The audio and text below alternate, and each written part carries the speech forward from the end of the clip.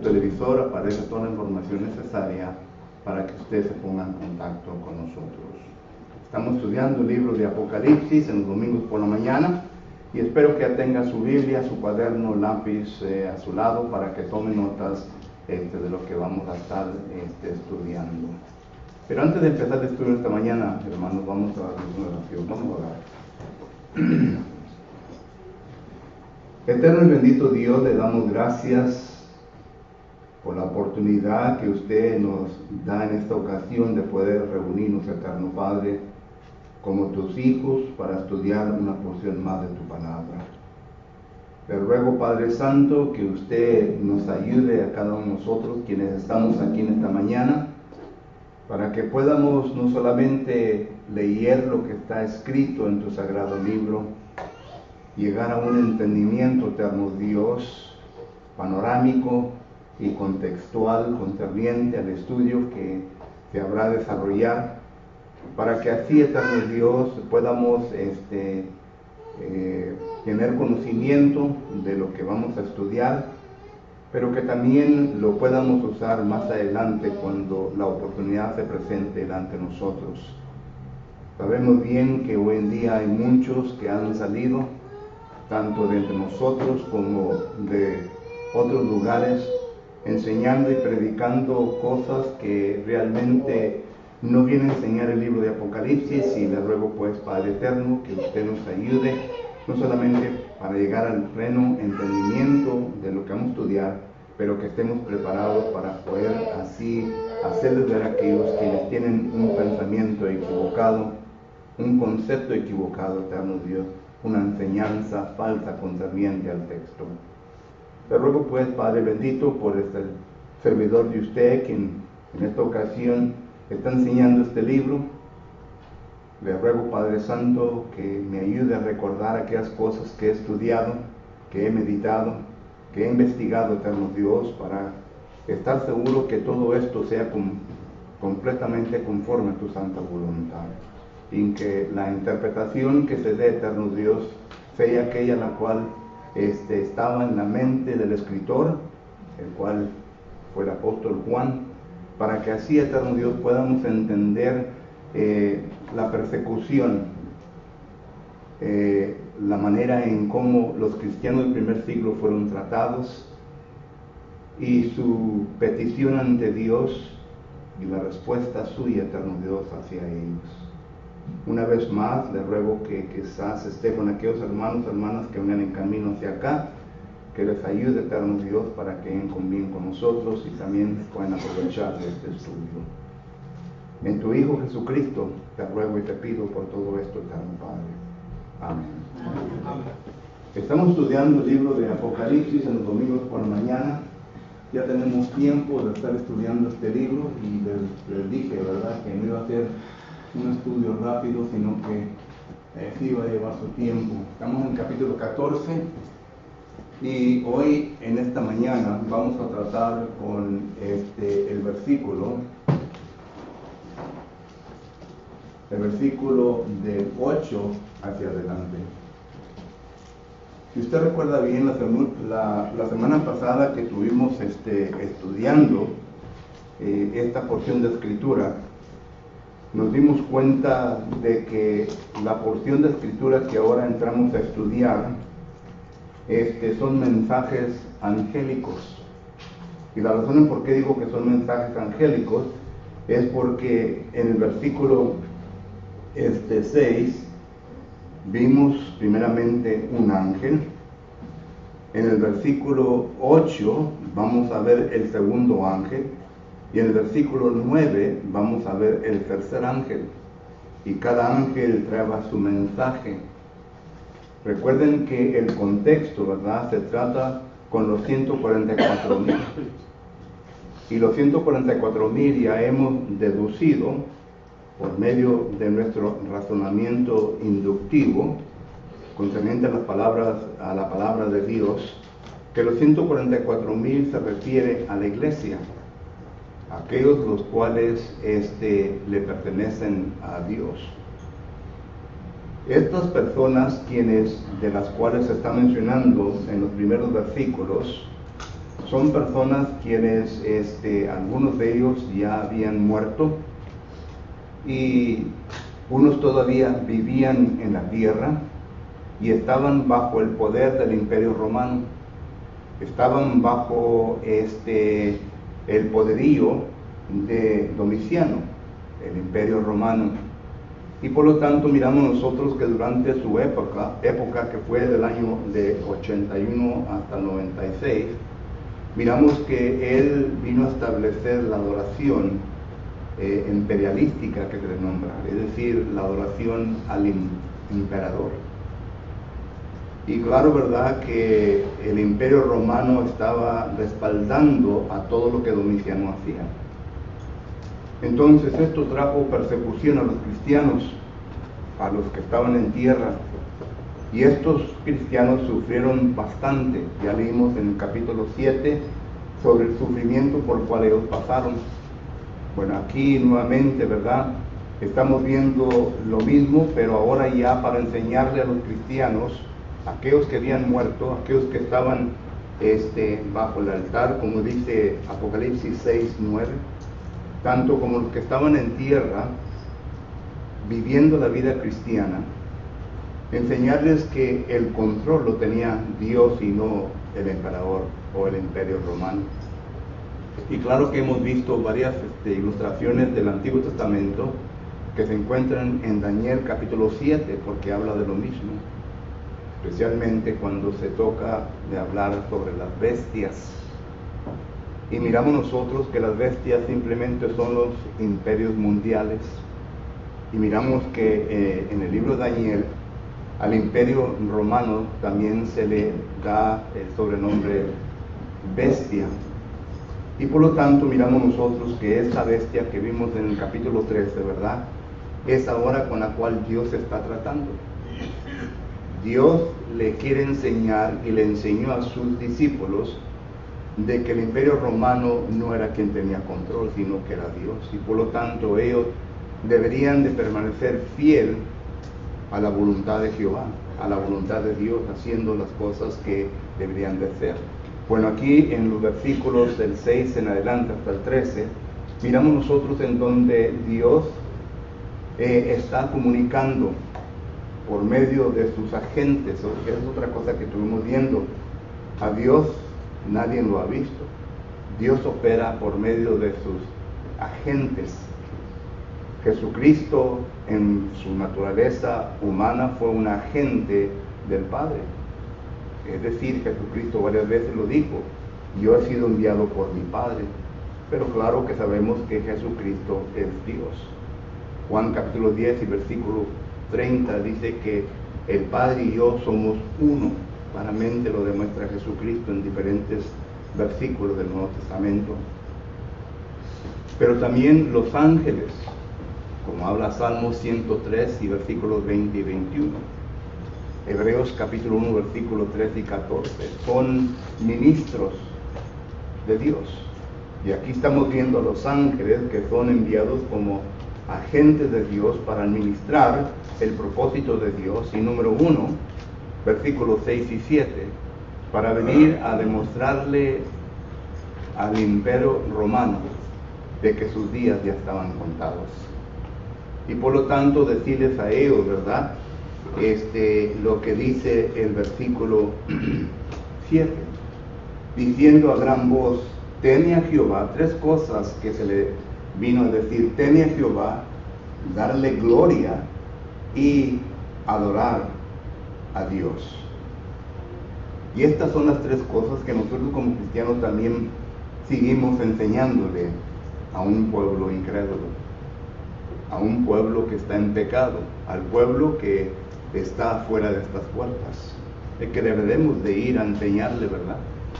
Mateo capítulo 28, versículo 19, por tanto, ir a todas las naciones, bautizando en nombre del Padre, el Hijo y el Espíritu Santo, enseñándoles que guarden todas las cosas que yo os he enseñado.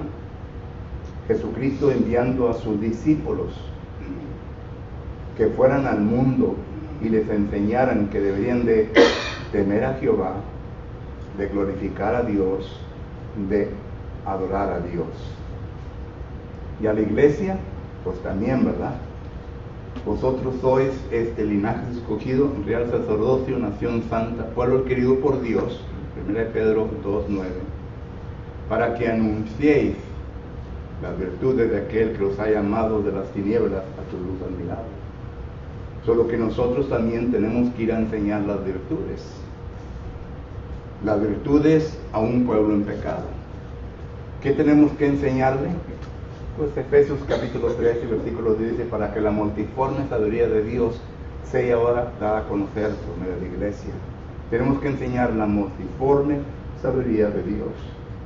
Tenemos que enseñarles que vengan a temer, que vengan a adorar, a glorificar y que vengan a adorar a Dios. Y es un trabajo difícil, hermano, no les voy a decir que es un trabajo fácil. Si fuera un trabajo fácil, ¿verdad?, este lugar estuviera lleno de gente. Pero no lo está. Es un trabajo difícil. Y también, ¿verdad?, un trabajo que en ocasiones les ha costado la vida a cristianos, especialmente a los cristianos del primer siglo, porque ellos eran el espectáculo en la arena, ¿verdad?, ahí en el Coliseo de Roma. Los maltrataron, los mataron y dieron su vida. A estos se les está predicando, se les está enseñando. A los que vinieron a inculcarles temor, a los cristianos que miraron esto y que estaban en temor, a ellos se les está inculcando ánimo, valor, fuerza para que sigan adelante. Y por lo tanto miramos ahora el versículo 8, y el versículo 8 dice, otro ángel le siguió diciendo, ha caído Babilonia, la gran ciudad, porque ha hecho beber a todas las naciones del vino del furor y de su fornicación. Esta es la primera vez que vemos nosotros la palabra Babilonia, el mencionar a la ciudad de Babilonia. Y claro, ¿verdad?, que le hacemos la pregunta aquí al versículo 8. Si estamos estudiando hermenéuticamente los textos, entonces entramos a la cuestión de hacer preguntas. Y la pregunta que hacemos, ¿por qué es que se usa la ciudad de Babilonia? ¿Por qué es de que el ángel está usando a Babilonia aquí? Y noten que no solamente se dice Babilonia, sino que se dice la gran Babilonia. Esta frase la va a encontrar usted en diferentes versículos desde este punto en adelante. Por ejemplo, uno de ellos para mencionar, Apocalipsis capítulo 16 y versículo 19 dice, y la gran ciudad fue dividida en sus tres partes.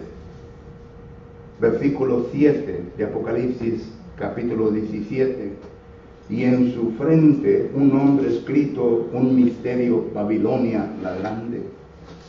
Capítulo 18 y versículo 2, y clamó con voz potente diciendo, ha caído la gran Babilonia. Versículo 10 dice, parándose lejos por el temor de su tormento, diciendo, ay de la gran ciudad de Babilonia. Y el versículo 21 también lo menciona. Pero de este punto en adelante miramos nosotros que la gran Babilonia se menciona. Y claro que recuerden que estamos leyendo el libro de Apocalipsis, y el libro de Apocalipsis es un libro altamente figurativo. Es decir, tiene lenguaje figurativo. Entonces la pregunta es, ¿a qué se refiere la gran Babilonia? Pues llegamos a la conclusión que se refiere al imperio mundial romano, a los romanos en aquel entonces. Porque ¿qué fue lo que hizo la gran Babilonia en la antigüedad? Y noten cómo todo esto, ¿verdad?, se traslasa al ejemplo del Antiguo Testamento. En el Antiguo Testamento, ¿verdad?, miramos nosotros concerniente el pueblo, vamos a poner aquí el pueblo de Dios, que claramente miramos nosotros, según Éxodo capítulo 19, versículo 1 al 5, son los israelitas. Pero el pueblo de Dios fue desobediente. ¿Y qué fue lo que pasó? En el año 606 miramos nosotros que viene que la cautividad. A consecuencia de eso.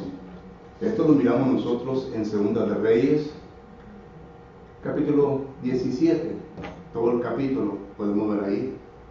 Pero aquí miramos nosotros la desobediencia. Desobediencia. La cautividad. En el Nuevo Testamento miramos nosotros, ¿verdad? Lo mismo, ¿verdad? Miramos nosotros a los judíos. A los judíos. La iglesia. Ya miramos esto, ¿verdad? Y luego, ¿qué es lo que miramos? Miramos problemas. Recuerde, la iglesia empezó en el año 33. Bueno, la edad de Cristo, ¿verdad? Pero en el año 70, ¿qué ocurre? Tito. ¿La destrucción de qué? De Jerusalén. Y claro que todo eso estaba ya pronosticado, profetizado en el libro de Daniel. Si usted lee Daniel capítulo 9, las 70 semanas, se da cuenta de todo esto. Pero luego, después de esto, ¿verdad? Miramos nosotros que entra, ya cuando entra la familia de Tito, estamos hablando de los haitianos, estamos hablando de Tito, estamos hablando de Domiciano, porque recuerden, antes de Dios fue Nerón. Y al rato en Daniel, en Apocalipsis capítulo 17, versículo 1 en adelante, vamos a ver la transición de Nerón a Domiciano. Pero ya aquí viene que, no la cautividad, sino que viene que la persecución. La persecución. Y en este tiempo es cuando miramos nosotros, ¿verdad?, que se le está dando ánimo a los judíos. Acá, a los judíos, ¿verdad?, se les dio ánimo. ¿Recuerdan que es Jeremías capítulo 25, donde dice que solamente 70 años de cautividad deben estar? Solo que se les da ánimo que iban a regresar a Jerusalén. Pero aquí se le está dando ánimo a la iglesia, a los cristianos ahora, de que Jehová Dios va a ser el victorioso en todo esto, a pesar de que algunos de ellos estaban dando su vida por la causa del Señor. Y esto es lo que miramos nosotros concerniente cuando dice el versículo 8, ¿verdad? Ha caído Babilonia. Y es interesante que en este momento había caído el Imperio Romano. No. El Imperio Romano no había caído. Sin embargo, ya se está anunciando la caída del Imperio Romano. Y esto regresa de vuelta a Daniel capítulo 2 y versículo 21, en donde dice que Dios está en control de todo. Él es el que quita y pone reyes, Él está en control del tiempo, de todo. Y miramos nosotros entonces que aquí el ángel ya está diciendo la caída del Imperio Romano. Ahora, ¿lo creyó Domiciano? Yo no lo sé. Pero la historia nos dice, ¿verdad?, que el Imperio Romano fue destruido. Y ahorita vamos a hablar un poco de esto. Pero miramos nosotros. Hay un texto que se me está viniendo a la mente. A ver, déjenme. Jeremías capítulo 51, versículo 8. Jeremías capítulo 51, versículo 8 dice: en un momento cayó Babilonia, si este es. En un momento cayó Babilonia y se despedazó. Gemir sobre ella, tomar bálsamo para su dolor, quizás sane. Y leo este versículo por varias razones. Número 1, el libro de Jeremías está anunciando, está en el tiempo de la cautividad, cuando ya está entrando todo esto de aquí. Recuerde que Jeremías 53 ya habla de la destrucción de Jerusalén y la cautividad. ¿Ok? Solo que esto nos quiere decir, número uno, que Babilonia todavía no había caído. Todavía no había caído. Pero aquí Jeremías está diciendo que Babilonia iba a caer. Y la razón en por qué menciona este versículo, para que miremos, ¿verdad?, lo mismo que está diciendo en el Apocalipsis capítulo 14, versículo 8, que Roma iba a caer.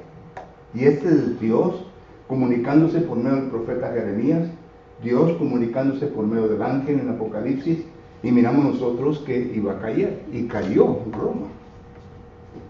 Ahora vamos a ver las razones en por qué cayó Roma.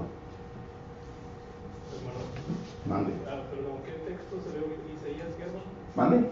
¿Qué texto se leo ahorita? Dijo Isaías. Jeremías 51, versículo 8. Y también el 7 habla un poco de eso, ¿verdad? Pero las razones, ¿verdad? Versículo 8. Vamos a poner aquí Babilonia, ya hablamos de eso, ¿verdad? Las razones. Ok, las razones. Y claro que una vez, ¿verdad?, era por causa de la persecución que se estaba haciendo en contra de los cristianos. Pero ¿qué fue lo que llevó a Roma a todo eso? Aquí da dos razones. Dice número 1, versículo 8 nuevamente. La gran ciudad, porque ha hecho beber a todas las naciones del vino del furor de su fornicación. Número 1, ¿verdad? La influencia de Roma. Número 2, su inmoralidad. Dos cosas que menciona este versículo. La influencia. Roma influenció a todo lo que ella tenía control. Roma vino a influenciar a todas las naciones, dice ahí. Ahora, ¿de qué? Bueno, podemos empezar primeramente con la idolatría. Fue una ciudad que vino a manifestar su idolatría a todas las naciones. Cuando España, si usted ha leído la historia, ¿verdad?, de cómo llegaron los españoles acá, ¿verdad?, ¿qué fue lo que le inculcaron a México, a los indígenas de México? El catolicismo. ¿Que no fue así? Sí. El catolicismo. Vinieron, primeramente establecieron y el catolicismo, ¿verdad? Y ahí es donde empieza la Virgen Guadalupana, ¿verdad? Y todo eso empieza ahí. Hay un libro bien bueno que se llama Mestizaje. Lo escribe un profesor que es profesor ahí en Kingsville. Enseña el área de la historia, ¿verdad?, de aquí del sur de Texas. Y lo compré, lo he leído, muy buen libro. Pero nos enseña, ¿verdad?, en cómo vino el catolicismo a México. Y luego cuando vinieron acá por Florida, ¿verdad?, y cómo se vino a esparramar. Pero miramos nosotros, ¿verdad?, que esto es el mismo proceso, ¿verdad?, que miramos que viene a ser el imperio romano con las demás naciones. Y aunque ellos tienen sus dioses paganos, ellos introdujeron más ídolos, más dioses paganos. Cuando el apóstol Pablo va a la región de Galacia, ¿recuerdan cómo vinieron a mirar a estos grandes hombres de Dios? A Pablo y a Bernabé. A uno lo miraban como Júpiter, ¿verdad? Y a otro como Hermes, ¿verdad? Y por causa de las características de cada uno de estos hombres. Pero estos son dioses paganos de Roma. Ya se había esparramado, está esparramando. Y por lo tanto miramos nosotros también que hoy en día, ¿verdad?, se ha esparramado la idolatría.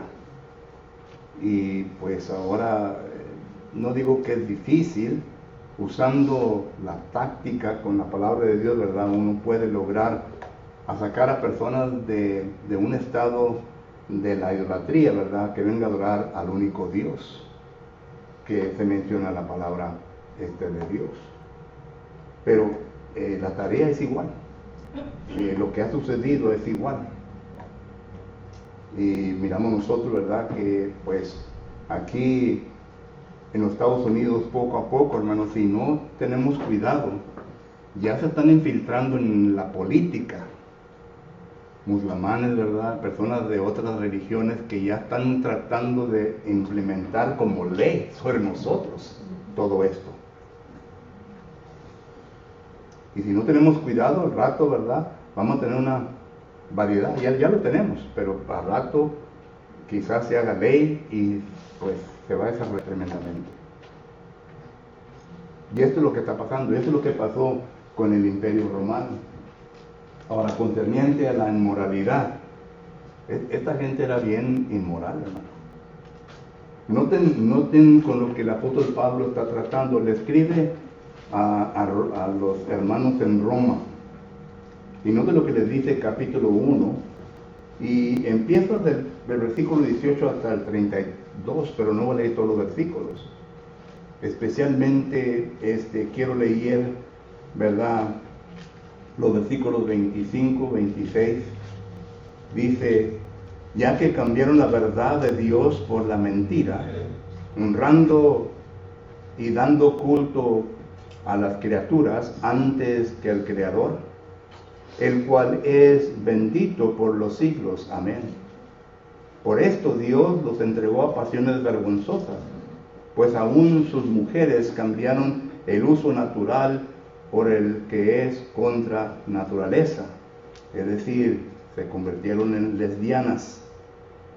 Versículo 27, y de igual modo también los hombres, dejando el uso natural de la mujer, se encendieron en su lascivia unos con otros, cometiendo hechos vergonzosos hombres con hombres y recibiendo en sí misma la retribución debida a su extravío.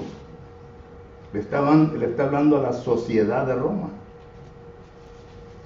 El homosexualismo abundaba, el lesbianismo abundaba. El apóstol Pablo, ya todo esto no solamente lo vemos en Roma, sino que ya se había extendido a la ciudad de Éfeso. En 1 de Timoteo capítulo 1 y versículo 10 dice: para los fornicarios, para los sodomitas, para los secuestradores, para los mentirosos y perjuros y los mentirosos, en cuanto se oponen a la sana doctrina. Enseño esto para que miren, verdad, que ya los sodomitas, al menos el homosexualismo, ya había llegado a la ciudad de Éfeso. En la ciudad de Corinto, pues ni qué se diga, una ciudad bien corrompida, ¿verdad? Pero en 1 Corintios capítulo 6 y versículo 9, dice la palabra de Dios lo siguiente, o el versículo 10: ni los ladrones, ni los ávaros, ni los borrachos, ni los maldicientes, ni los estafadores heredarán el reino de Dios. Bueno, el versículo, ¿verdad?, 9. ¿No sabéis que los injustos no heredarán el reino de Dios? No haréis ni los fornicarios, ni los idólatras, ni los adúlteros, ni los afeminados, ni los que se echan con varones. Aquí en el lenguaje griego se habla de los dos tipos del hombre, ¿verdad? El hombre que, o más bien, ¿verdad?, la mujer que se hace representar por un hombre, y la mujer que se hace representar por una mujer, y viceversa con el hombre. Pero ese es otro estudio. Pero la inmoralidad, noten que la Gran Babilonia, por causa de su influencia de la idolatría, la adoración pagana, y también por lo inmoral que fue, que se vino parramado por todo el mundo. Y déjenme una pregunta, hermanos. ¿Quién empezó el movimiento del homosexualismo actualmente? Empezó en el año 2015. ¿Quién? Estados Unidos. Enseguida miramos a quién. a México. ¿Verdad que sí? Y así esto está yendo. Y les digo solamente esto, ¿verdad? Para que nosotros pensemos, si nosotros permitimos que todo se lleve a cabo, hermano, a rato viene el juicio en contra de Estados Unidos. Y es triste en decirlo, pero si acaso se sigue desarrollando. Y en vez me pongo yo a pensar, por eso a lo mejor otros del mundo, ¿verdad?, no quieren que esto se llegue a esparramar allá en sus patrias. Bueno, quizás sí, quizás seamos Estados Unidos un poco liberal en esto. Y la razón en por qué ya hemos llegado a ese punto es porque unos no queremos hablar, tenemos miedo. Queremos vivir nuestra vida en paz y no queremos molestar a nadie, por lo tanto no queremos mover el agua, ¿verdad?, porque no queremos problemas. Y otro porque pues somos cobardes. Cuando se presenta la oportunidad no queremos hablar. No queremos hablar. Somos cristianos, como que una risita, ¿verdad?, y nomás nos vamos, pero no queremos hablar. Cualquier que sea la razón, pero yo solamente lo digo, ¿verdad?, que Estados Unidos está siguiendo los mismos pasos que la Gran Babilonia, que el Imperio Mundial Romano. ¿A dónde vamos a llegar? Yo no lo sé. Pero nosotros tenemos bastante trabajo que llevar a cabo como cristianos. Y claro, ¿verdad?, uno puede decir, bueno, ¿qué puedo ser? Yo solamente soy uno. Jesucristo vino a este mundo. Juan capítulo 1, versículo 11 dice, a los suyos vino, y los suyos, ¿qué? Le rechazaron. Vino a seleccionar 12 apóstoles para todo el mundo en aquel entonces. Pero ¿sabe lo que nos hace falta, hermanos? De recordar que tenemos a Dios con nosotros. Y no importa si acaso llegamos a morir. Porque para eso hemos entrado al cristianismo, para morir por la causa la cual creemos que es la verdadera. Y si me cuesta la vida, que así sea. Es lo que dijo el apóstol Pablo. ¿Ustedes creen que el apóstol Pablo, antes Saulo, un hombre que tenía bastante poder, que tenía a su alcance de poner a muerte a cualquier persona? No es lo que dice Hechos capítulo 20, versículo 24. Dice que él estaba listo para acabar su ministerio, aún si acaso demandaba su propia vida. Bueno, el tiempo ya se me pasó, Aurora. Como que en aquel entonces la iglesia tenía más interacción con el gobierno, ¿verdad?, que se levantaban contra el gobierno y rechazaban. Sí. Y hoy en día no se ve que la iglesia muy atrás se oye que habla contra las cosas. La razón por eso es porque el gobierno ha puesto leyes, pero esas leyes, hermanos, esas leyes para nosotros no tienen nada que ver. Recuerdo que dice Hechos capítulo 5, versículo 28, se lo vuelvo a recordar. Es menester que nosotros obedezcamos a Dios primeramente antes que los hombres. Es lo mismo que dijeron los apóstoles. Porque los gobernantes le dijeron, callen, no prediquen. Y los apóstoles dijeron, es menester obedecer a Dios antes que los hombres. Pero vuelvo a repetir, ¿por qué no lo hacemos en algunas ocasiones? Por el temor. Ellos tienen el poder, me pueden mandar a la cárcel, pueden perseguir a mi familia, pueden hacer cualquier cosa con mi familia. Pero ahí está el detalle, como dice Cantinflas. ¿Alguien más? Muy bien. Hermano, hablamos. Aquí Jeremías, el versículo que leo del 9 dice, curamos a Babilonia y no ha sanado. El versículo 9, ¿verdad? Y yo tengo entendido que Babilonia destruyó al templo del rey Salomón. De Babilonia, Nabucodonosor lo destruyó al rey el templo del rey Salomón. Babilonia fue el que lo destruyó. Y Roma destruyó el templo de los judíos. Así es. Pero claro, ¿verdad?, que eso ya estaba en el plan de Dios, porque el templo de los judíos ya estaba siendo un centro, ¿verdad?, en el todo judío miraba, y Dios dijo, te lo voy a quitar encima para que no estés mirando eso, para que ahora pongas tus ojos en Dios. Y eso está anunciado, ¿verdad? Vuelvo a repetir en Daniel, empieza en el capítulo 9. ¿Alguien más? Muy bien. Gracias por su atención y por su tiempo. Vamos a tomar un receso y luego entramos a nuestro culto en esta mañana. Que Dios nos bendiga.